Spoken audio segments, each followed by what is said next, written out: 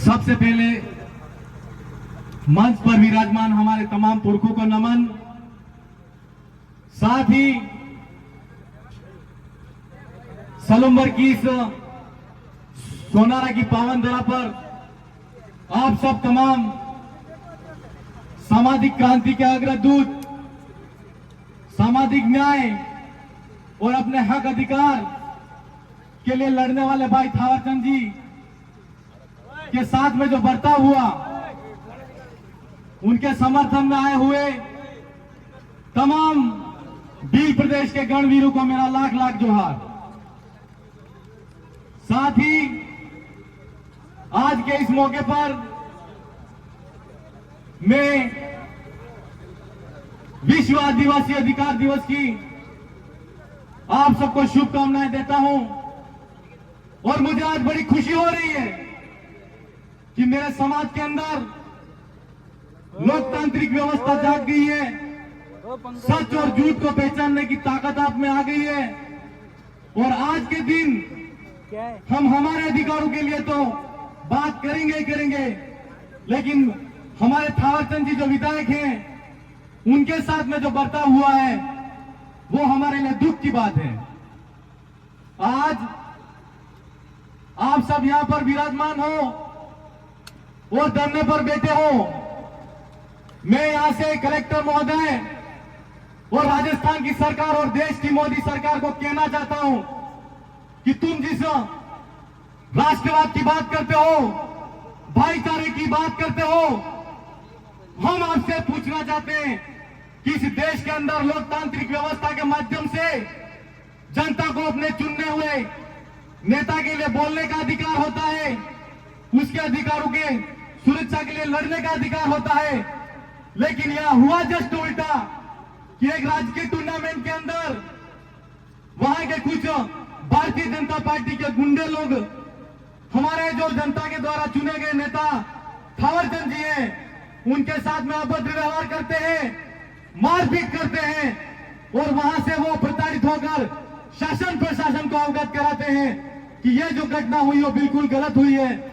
तो मैं यहां से पूछना चाहता हूं कि आपकी सरकार के अंदर शासन प्रशासन ने अभी तक एक विधायक ने धरना लगाया है और अभी तक उनके खिलाफ में कार्रवाई तक नहीं हुई है, तो भारतीय जनता पार्टी की सरकार के अंदर यह लोकतंत्र खतरे में है, यह मैं आपसे कहना चाहता हूं। लोकतांत्रिक व्यवस्था ही तो हमको हमारे अधिकारों को सुरक्षा के लिए हमारे नेता के साथ में खड़े रहने का अधिकार होना चाहिए था। या तो एक विधायक धरने में बैठा है तो भारतीय जनता पार्टी की सरकार के अंदर एक आम आदमी की क्या सुनवाई होगी, यह हम सबको सोचने की बात है। मैं आप सबको यह भी कहना चाहता हूं कि यहाँ पर जो कलेक्टर हैं वो मात्र कलेक्टर हैं। वो हमारे दिग्विजय सिंह बता रहे थे, दिग्विजय सिंह जी बता रहे थे कि एक कलेक्टर और एक बाबू जैसा काम कर रहे हैं। पर्ची के जब ऊपर से आदेश आता है तो वो मात्र आदेश पढ़ के बात करते हैं। और हम अभी उनसे वार्ता करने गए तो क्या कह रहे थे कि मैं इन्वेस्टिगेशन कर रहा हूं, जांच कर रहा हूं। हम उनसे पूछना चाहते हैं, जांच करते करते आपके 5-6 दिन हो गए, अभी तक जांच पूरी नहीं हुई तो न्याय कब मिलेगा? एक विधायक को न्याय नहीं मिल रहा है तो आम जनता को भारतीय जनता पार्टी की सरकार में क्या न्याय मिलेगा, यह पूछना चाहते हैं हम आपसे। आज कलेक्टर महोदय कह रहे हैं कि हम उनको निलंबित नहीं कर सकते। हम हमारी बहन हमारे मानगढ़ पर एक कार्यक्रम हुआ था, उस कार्यक्रम के अंदर भारत के संविधान के अनुच्छेद 51A के तहत उन्होंने पाखंडवाद के खिलाफ में ये बात कही थी कि मैं सिंदूर नहीं लगाती, उस बहन को निलंबित कर दिया गया।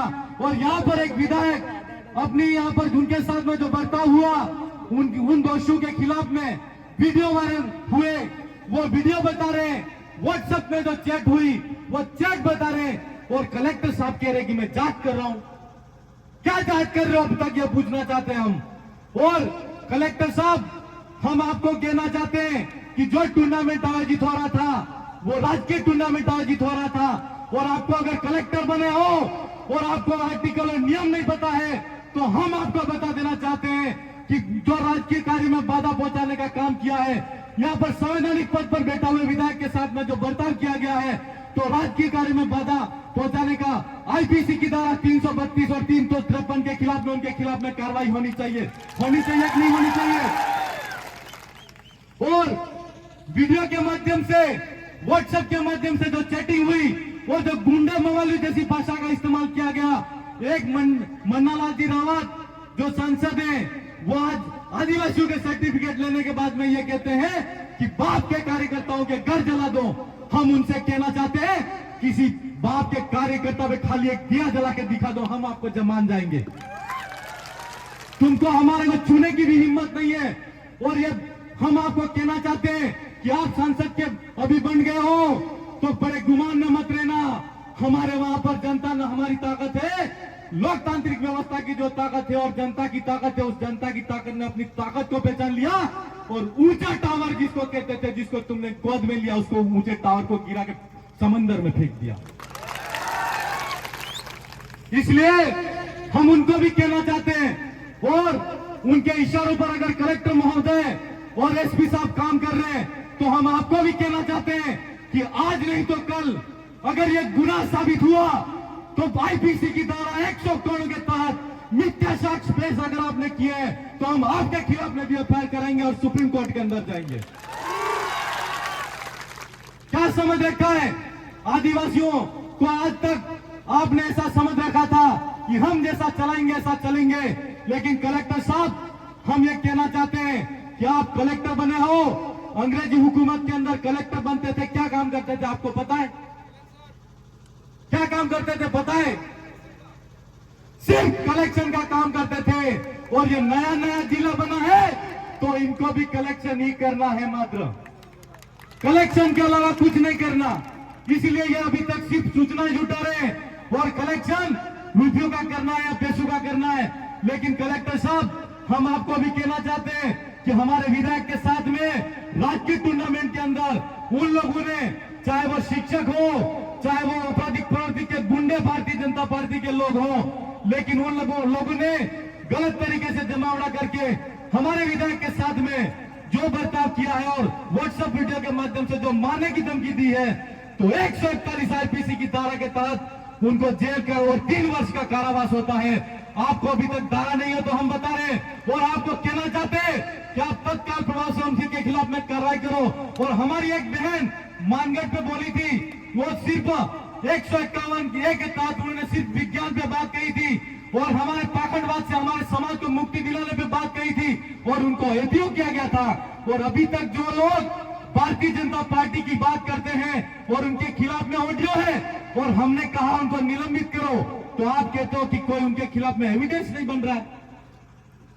तो हम कलेक्टर साहब आपको भी कहना चाहते हैं कि अभी हमारे 3 एमएलए हैं और मात्र 1 सांसद है, लेकिन आने वाले 5 साल के अंदर राजस्थान के अंदर हमारा सीएम बिठाएंगे, उस दिन आपको भी हम कहां का रास्ता दिखाएंगे, आप देख लेना। क्या समझ रखा है आपने?